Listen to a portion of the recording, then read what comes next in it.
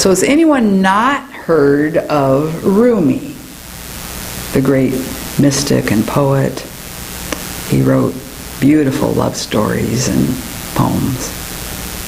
Okay, so most of you do know Rumi, the 13th century Sufi master. And he expresses to me the best of this juicy romance of the lover and the beloved. And which one is the lover? Who is the lover? And who is the beloved? As we sing. In Sufis see God as a friend, a partner on the journey. There is this relationship between our soul and the Creator. And we're not just a devotee of God. He's a traveling companion. And as the soul is seeking God and God is seeking the soul, you can get into the idea of, I hear duality knocked a lot. Well, if there was not a little crack somehow between us and God, this idea of the greatest love story on the planet between our souls and God wouldn't exist. So the Sufis hold a place of honor for duality within unity. Now, it's not conflict and distinctions and differences kind of duality. It's just, letting there be a little bit of opposites here, magnetism.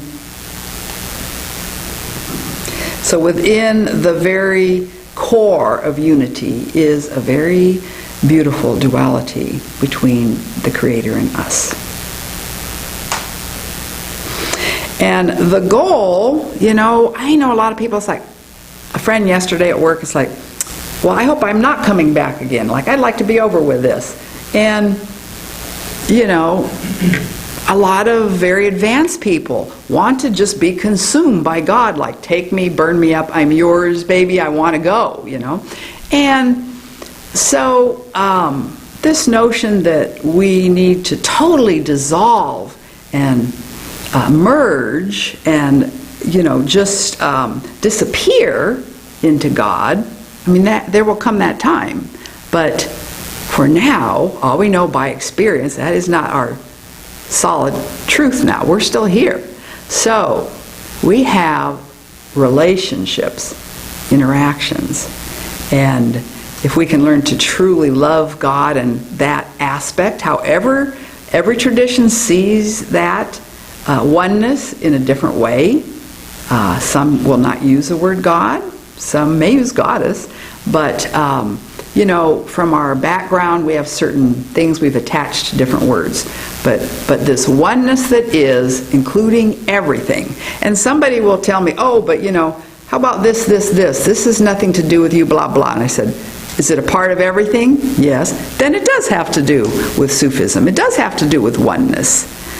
So we're not meant to be totally consumed by oneness. This is why we always say, toward the one.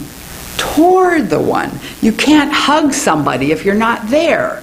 So we're cultivating the heart, we're staying in love, and we're going toward each other. And sometimes we need to back up a little bit too. That's helpful. But my favorite poem that came across my attention lately has to do with this idea of who is the lover and who is the beloved.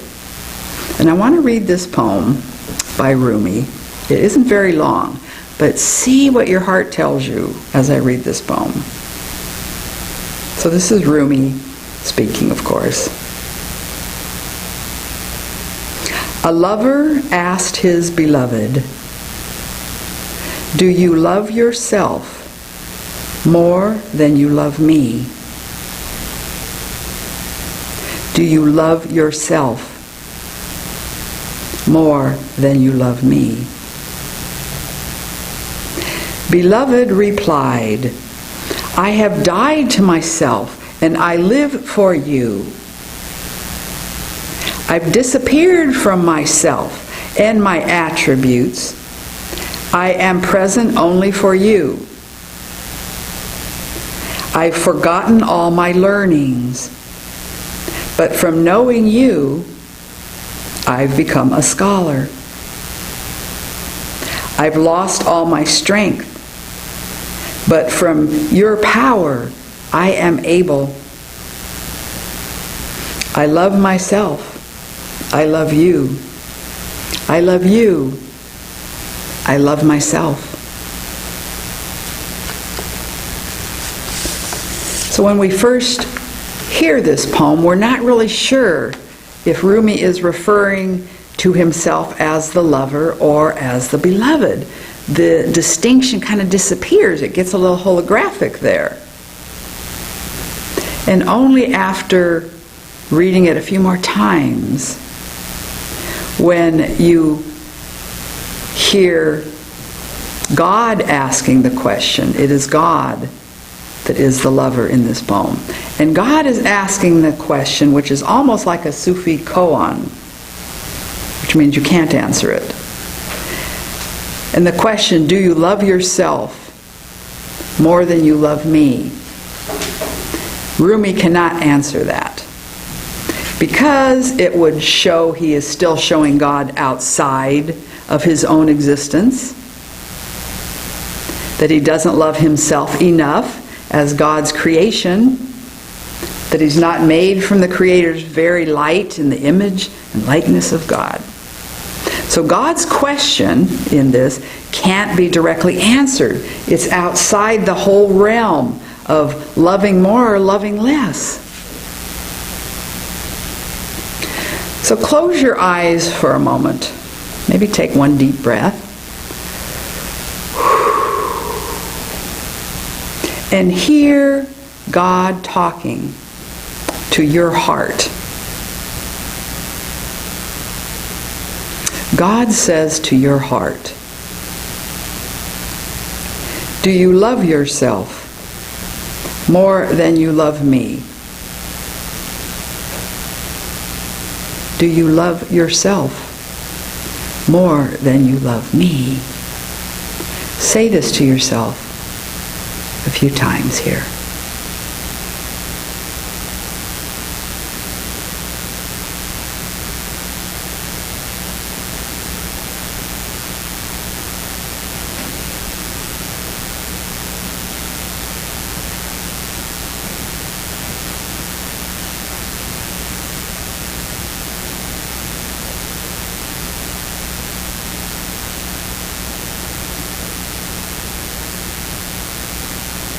Keep your eyes closed, and you may have noticed that you cannot answer yes and no.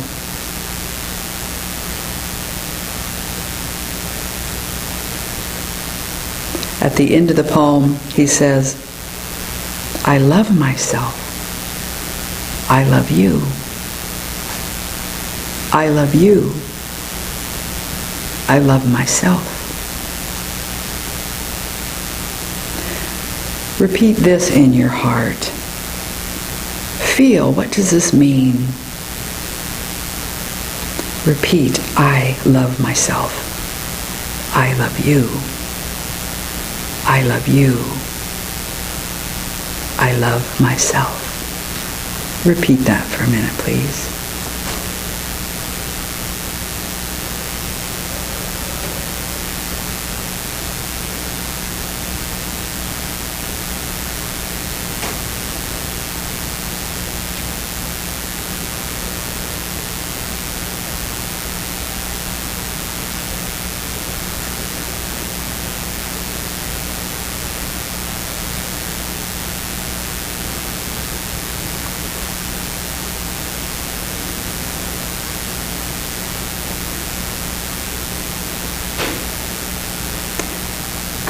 Continue to keep your eyes closed.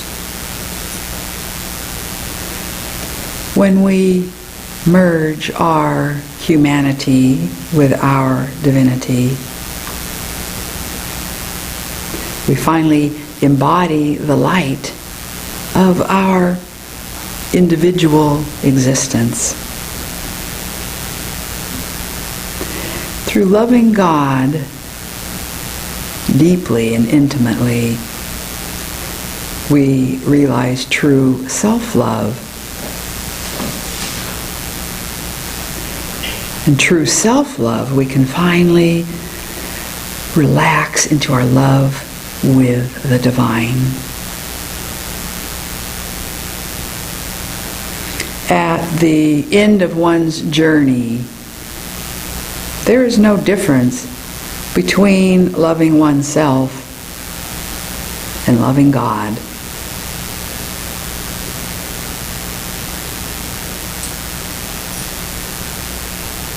And you may gently come back to the room and open your eyes.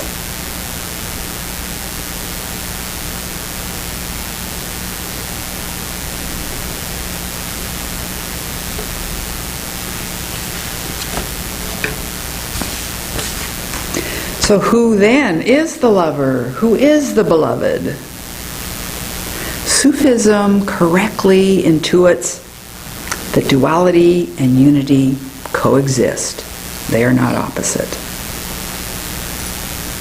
The soul is on this eternal journey, this relationship with the ultimate.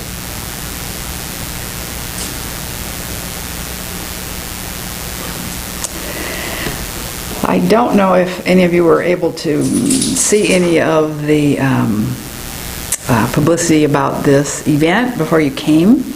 So you may not know I was actually born on Rumi's birthday, and at one point in my life was told to leave everything behind and go out on about a 10-year journey, which I did.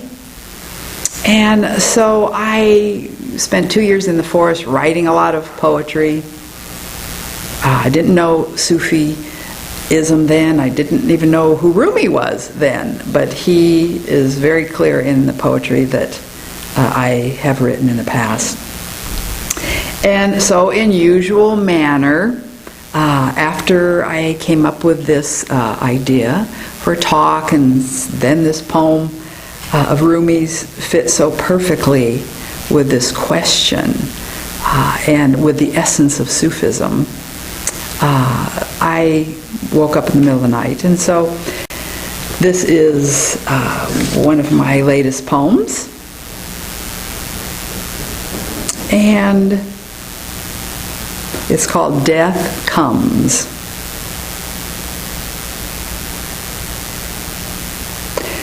In the middle of the night, we whisper, "Teach me how to love you. I want to get it right this time. Teach me how to love you. I want to get it right this time." Only one of us speaks these words.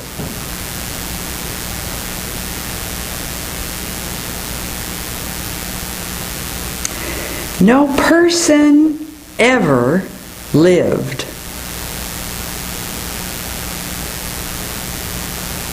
No body ever died.